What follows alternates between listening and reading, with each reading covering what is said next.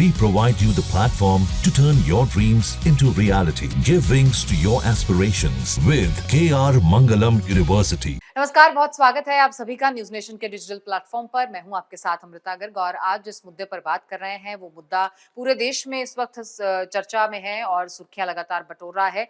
दरअसल एक ऐसी एकता हमने ऑपरेशन सिंदूर के वक्त पर देखी जब सियासतदानों से लेकर देश की जनता, कश्मीर से लेकर कन्याकुमारी तक एक स्वर में नजर आती है। वो एकदम जिस तरीके से भारत सरकार को और भारतीय सेना को सपोर्ट मिलना चाहिए उस तरीके का सपोर्ट इस बार मिला है और एक आवाज पूरे भारत से उठ रही थी कि पाकिस्तान को सबक सिखाना होगा, सिखाना चाहिए। और अब एक बार फिर से एक ऐसा डेलीगेशन बनाया गया है जहां तमाम पार्टी से कुछ मेंबर्स को लिया गया, कुछ पॉलिटिकल हस्तियों को लिया गया, कुछ ऐसी इंपैक्टफुल हस्तियों को लिया गया जो अन्य देशों में जाएंगी और ऑपरेशन सिंदूर को लेकर टेररिज्म के प्रति भारत का कैसा स्टैंड है और भारत का कैसा स्टैंड आगे आने वाले समय में पाकिस्तान को रहने वाला है, हर चीज को स्पष्ट करने वाला है।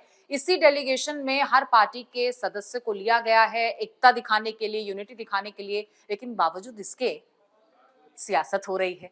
हर पार्टी का मेंबर उसमें है लेकिन फिर भी सियासत हो रही है। वो क्यों हो रही है ये भी जानेंगे। और इसी बीच एक नाम शशि थरूर का, यूं तो आपने उनकी अंग्रेजी की वजह से उनको हमेशा ही सुर्खियों में देखा है, उनके बयानों की वजह से देखा है, लेकिन आज शशि थरूर क्यों सुर्खियों में है और इसका उस डेलीगेशन से क्या लेना देना है, ये रोहन हमें बताएंगे। अमृता, देखिए, पाकिस्तान को लेकर और ऑपरेशन सिंदूर को लेकर तमाम ये भारत का जो भी रुख है विश्व पटल पर इसे रखने के लिए 7 संसदीय सर्वदलीय संसदीय डेलीगेशन बनाया गया सरकार द्वारा, जिसमें 2 कांग्रेस लीडर सलमान खुर्शीद और शशि थरूर का नाम बीजेपी द्वारा शामिल किया गया। कांग्रेस की तरफ से जयराम रमेश ने ट्वीट करके बताया आज सुबह कि उनके तरफ से शशि थरूर का नाम और सलमान खुर्शीद का नाम दिया ही नहीं गया था। 4 नाम दिए गए थे, उसमें है आनंद शर्मा, गौरव गोगोई, सैयद नासिर हुसैन और राजा बरार। इन 4 नाम दिए गए थे। तो अब सवाल उठता है कि जब शशि थरूर की वाकपटुता और तमाम अंग्रेजी की आपने बात की, जो वो मतलब जिस लहजे में दुश्मन देशों को सबक सिखाते हैं और विश्व पटल पर जो अपनी बात रखते हैं देश के लिए, जब सभी लोग उसे मतलब सराहते हैं, तो आखिर कांग्रेस को क्या आपत्ति है? क्या आपत्ति इस बात से है कि बीजेपी की उन्होंने तारीफ कर दी कई बार? क्या आपत्ति इस बात से हो सकती है कि उन्होंने सेना की तारीफ कर दी, सैन्य ऑपरेशन की तारीफ कर दी? ये हमने हर बार देखा है। और पिछले या फिर आपत्ति ईगो की है कि हमने तो नाम नहीं दिया तो आपने हमारी पार्टी में से उस नेता को आगे कैसे रख दिया। हालांकि हम आपको बता दें कि शशि थरूर ने इस पर पीएम को थैंक यू कहा है। और 2 नाम जो खासतौर पर इस सूची में थे, फिर चाहे वो नासिर हुसैन का नाम हो चाहे गौरव गोगोई का नाम हो, ये दोनों नाम आपत्तिजनक किस लिए हैं, इसका भी रीजन जो है वो बीजेपी की तरफ से दिया गया, कई नेताओं की तरफ से दिया गया। एक ऐसे नेता हैं जिनके पाकिस्तान में 2 हफ्ते रहने की अफवाहें हुई, ऐसी खबरें सामने आई, ऐसी बातें सुर्खियों में रही, लेकिन उन्होंने इसको डिनाई नहीं किया। ये सबसे बड़ा एक रीजन। और दूसरे, नासिर हुसैन जब वो चुने जाते हैं तो विधानसभा में नारेबाजी होती है, पाकिस्तान जिंदाबाद के नारे लगाए जाते हैं। तो यहाँ पर सवाल ये उठता है कि आखिर कांग्रेस उस डेलीगेशन में जो पाकिस्तान के खिलाफ भारत के पक्ष को, भारत के स्टैंड को अन्य देशों के सामने रखने वाला है, वहां पर आप ऐसे नेताओं के नाम क्यों दे रहे हैं? इसकी जरूरत क्या कांग्रेस के पास नेताओं की कमी है, या कांग्रेस के पास स्पोक्स पर्सन की कमी है, या कांग्रेस के पास ऐसे स्ट्रॉन्ग लीडर्स की कमी है जो इन नेताओं के नाम आगे रखेंगे जिनके साथ ऐसे कुछ विवाद जुड़े हुए हैं? ये भी और सवाल। सबसे बड़ी बात है, गौरव गोगोई की आप बात करिए। गौरव गोगोई को लेकर ये दावा हम तो नहीं कर रहे हैं, ये दावा हिमंता बिस्वा शर्मा जो असम के सीएम है वो कर रहे हैं। और उन्होंने आज ट्वीट करके बताया भी है कि गौरव गोगोई का पाकिस्तान से क्या लिंक है, क्यों गए थे। उन्होंने खुद भी इससे लेकर सफाई नहीं दी है, फिर भी कांग्रेस पार्टी ने उनका नाम क्यों दिया, जाहिर सी बात है। और शशि थरूर जैसे दिग्गज नेता तिरुवनंतपुरम से सांसद हैं, महज इसी बात से आप देख लें, हाल ही में सीडब्ल्यूसी की मीटिंग हो रही थी, वहां कई वर्कर्स और कई नेताओं ने ये कहा कि ऑपरेशन सिंदूर को लेकर जो शशि थरूर ने तारीफ की उसकी, तो उन्हें ऐसा नहीं करना चाहिए था। पार्टी लाइन के आप अगेंस्ट चले गए और कहीं ना कहीं आप लक्ष्मण रेखा पार कर रहे हैं, ये तक कह दिया गया।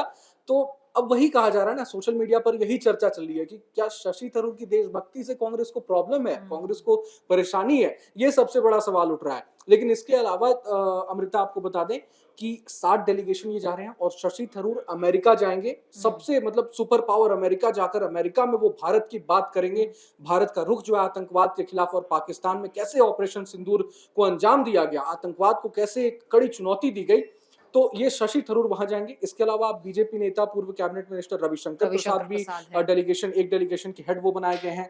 और तमाम बीजेडी के सांसद, टीएमसी के सांसद, सुप्रिया सुले हैं, जी एनसीपी सुप्रिया से। सुले भी हैं और डीएमके की कनिमोझी भी जा रही हैं। तो तमाम बड़े मतलब सारे दलों के नेता इसमें जा नेताओं रहे हैं, को शामिल शामिल हो रहे हैं। लेकिन वही शशि थरूर को लेकर ये कहीं ना कहीं सवाल उठ रहे हैं, बहुत बड़ा सवाल ये लेकिन अपना। शशि थरूर जी को लेकर सवाल इसलिए भी नहीं उठने चाहिए क्योंकि ऑपरेशन सिंदूर की अगर हम बात करें जी और इसी बीच भारत के स्टैंड की बात करें तो जी कई ऐसे इंटरनेशनल डिबेट्स और उसका हिस्सा बिल्कुल शशि थरूर रह चुके बिल्कुल। हैं और बहुत ही स्ट्रांगली उन्होंने भारत के स्टैंड को रखा है हम्म और पाकिस्तान की जो टेररिज्म की अब तक की पाकिस्तान की हिस्ट्री रही है उसे हम्म लेकर के बहुत स्ट्रांगली उन्होंने उसे कंडेम किया है और बहुत सारे इंटरनेशनल प्लेटफॉर्म्स पर वो ऑलरेडी भारत का पक्ष रखते हुए कई डिबेट्स में वो जो हमारे बाहर के जो न्यूज चैनल्स हैं वहां जी पर बात करते हुए नजर आए हैं। तो ऐसे में कोई ऐसी प्रॉब्लम होनी नहीं चाहिए, लेकिन यहाँ पर फिर मसला शायद वो ईगो का ही है कि जो नाम हमने दिया नहीं वो आप कैसे सामने रख सकते हैं। लेकिन पार्टी की तरफ से ये भी साफ किया गया है, सरकार की तरफ से बेसिकली, कि इसमें सिर्फ जरूरी नहीं कि संसद मेंबर या कुछ ऐसा भी कहा गया है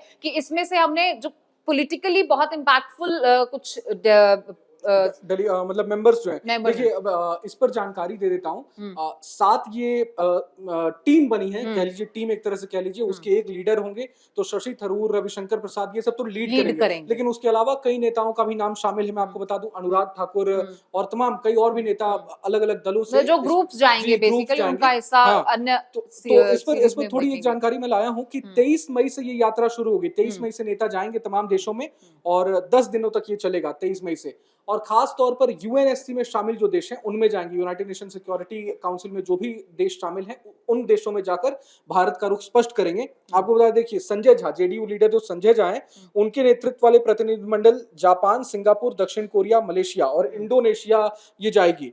इसके अलावा अनुराग ठाकुर, अपराजिता सारंगी, मनीष तिवारी कांग्रेस लीडर, असदुद्दीन ओवैसी का नाम भी बहुत चर्चा में चल रहा है। आप देख ले, ऑपरेशन सिंदूर के बाद जिस तरीके से उनका जी स्टैंड रहा है जी और जिस तरीके से मुखर होकर वो बोले हैं और जी सामने आए हैं और पाकिस्तान को उन्होंने एक बार नहीं बल्कि कई दफे लताड़ा है और उनकी तरफ से ऐसी बयानबाजी और इतनी स्ट्रेंथ के साथ बिल्कुल उन्होंने जो कहा है वो वाकई में सराहनीय है। बिल्कुल। और मुझे लगता है कि ऊपर से लेकर नीचे तक हर कोई उनकी तारीफ करता अब हुआ आप देख दिखा लीजिए, है, बार बार इंटरव्यूज जी वो देते हुए नजर आए। तारीफ तो इतनी हो रही थी कि ये कहा जा रहा था कि अगर पीओके पर भारत कब्जा कर लेता है तो वहां का उन्हें मुख्यमंत्री बना देना चाहिए असदुद्दीन ओवैसी को। तो Right. ओवैसी साहब भी जाएंगे और भारत का रुख स्पष्ट करेंगे, वहां पर तमाम बातें होगी। इसके अलावा आप देख ले, अमर सिंह, राजीव प्रताप रूडी, सामिक भट्टाचार्य, ब्रिजलाल, सरफराज अहमद, ये उद्धव ठाकरे की शिवसेना से प्रियंका चतुर्वेदी भी जा रही हैं, विक्रमजीत साहनी, सस्मित पात्रा, भुवनेश्वर कलिता सहित मतलब तमाम हर अलग अलग दलों से तमाम सांसद जा रहे हैं। और ये कोशिश है कि भारत का जो रुख है आतंकवाद के खिलाफ, ये पूरी दुनिया को बताया जाए। पीएम मोदी को आपने देखा है किस तरह से उन्होंने भाषण तो हिंदी में तो वो प्रखर वक्ता है ही, लेकिन जब दुनिया को, पूरी दुनिया को संदेश देना होता है तो किस तरह से अंग्रेजी में बोलकर उन्होंने मैसेज एक दिया था।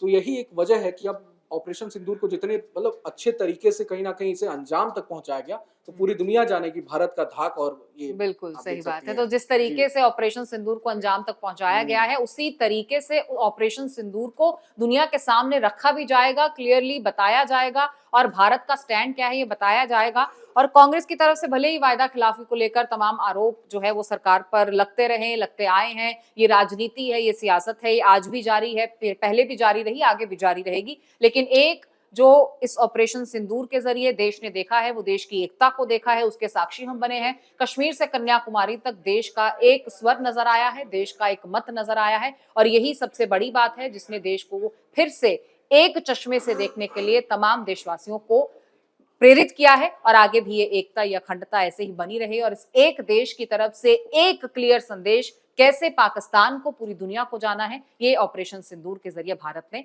बता दिया है। नमस्कार। न्यूज नेशन अब व्हाट्सएप पर खबरों की ताजा अपडेट के लिए न्यूज नेशन के इस क्यूआर कोड को स्कैन करें।